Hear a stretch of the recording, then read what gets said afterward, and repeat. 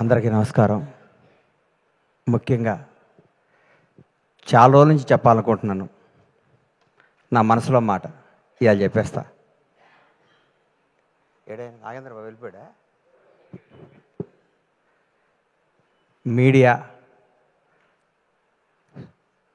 Media మిత్రులంటే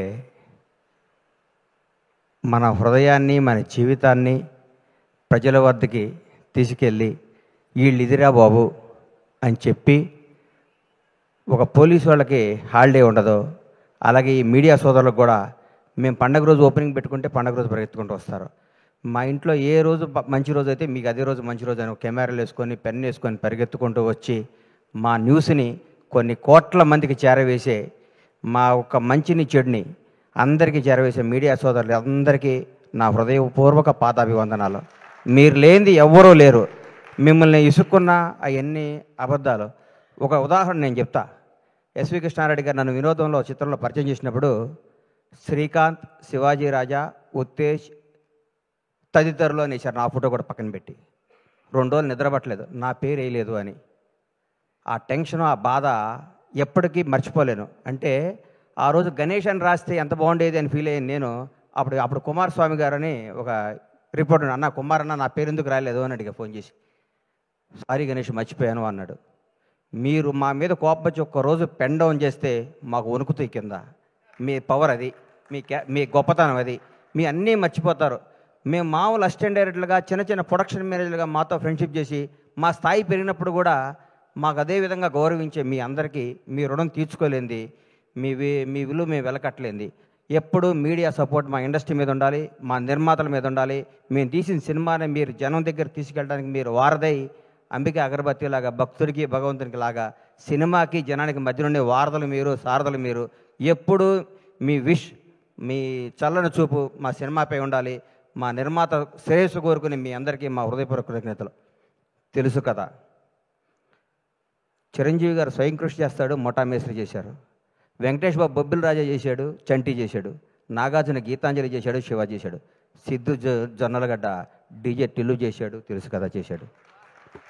ఇరగ్గొట్టేశాడు Siddhu.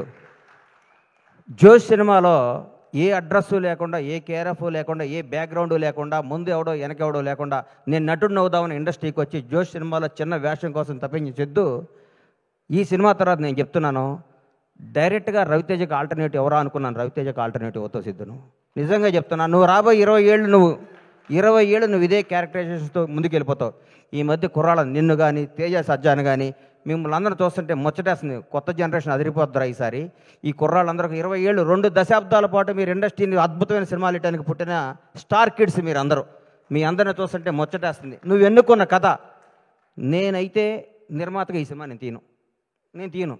Hats off to విశ్వ గారు. దమ్ము కావాలి సినిమా తీయడానికి.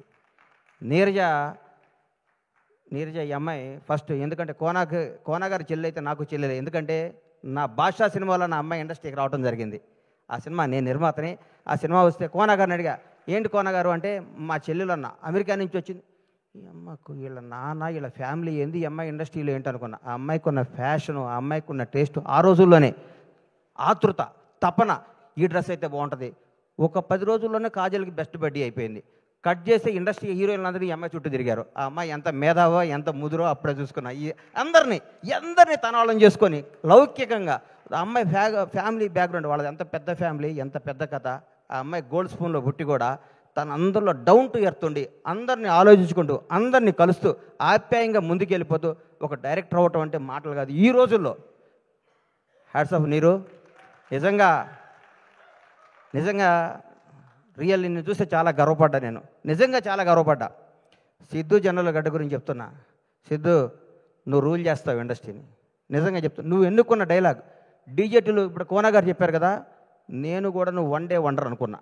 బై గాడ్ చెప్తున్నా. ఈ అబ్బాయి మామూలుగా ఆ సినిమా కొట్టాడురా, అన్నిటికీ ఏం తమాషానా, ఏం డాడీ అక్కడేళ్ళు ఇక్కడేళ్ళు అంటాడు, ఇది అయిపోద్దురా, ఇది బోరు కొట్టేస్తారు అనుకున్నా. ఒక్కసారి ఒక ఫేస్ టర్న్ ఇచ్చావు కదా, ఈ కొత్త షేడ్ చూసావు కదా, నువ్వు యాక్టర్, నువ్వు real actor, great actor, wonderful actor. నీకు అద్భుతమైన ఫ్యూచర్ ఉంది సిద్ధు. నువ్వు చేసే ప్రతి నిర్ణయం, నువ్వు చేసే అన్నపూర్ణం సీన్ చాలండి ఈ సినిమాలో. ఇరగొట్టేసింది. కొన్ని టర్న్లు అవుతుంటే నాకు అర్థం కాలేదు. ఈ అమ్మ ఇదేంద్రా ఈ సినిమా ఏం చెప్దాం అనుకుంటున్నాడు ఈ సినిమాలో అనుకున్నాను. నాకు సినిమా తర్వాత ఇప్పుడు నేను వస్తుంటే నా వైఫ్ ఎక్కడికి వెళ్తున్నావు అంది.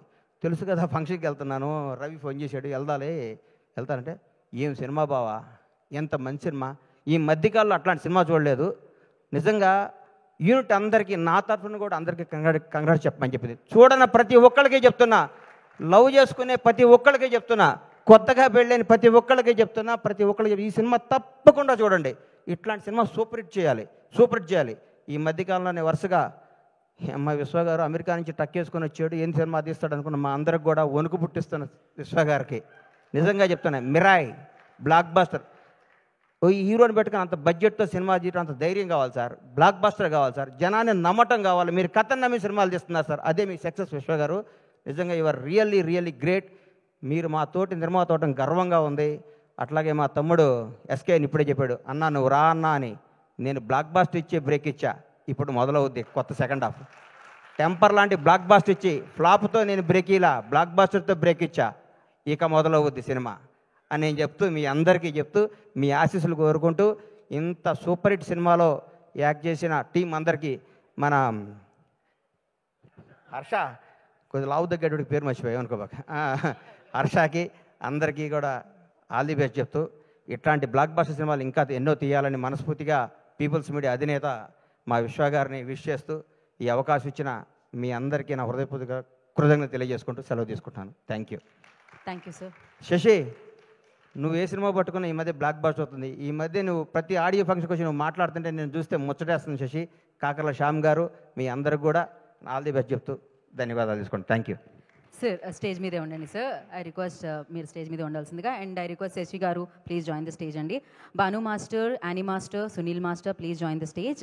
అండ్ అలాగే కాసర్ల శ్యామ్ గారిని నివేదన రాసుకు స్వాగతం పలుకుతున్నాము. బీవీఎస్ రవి గారు ప్లీజ్ జాయిన్ ద స్టేజ్ అండి, వారిని నివేదన రాసుకు స్వాగతం పలుకుతున్నాము.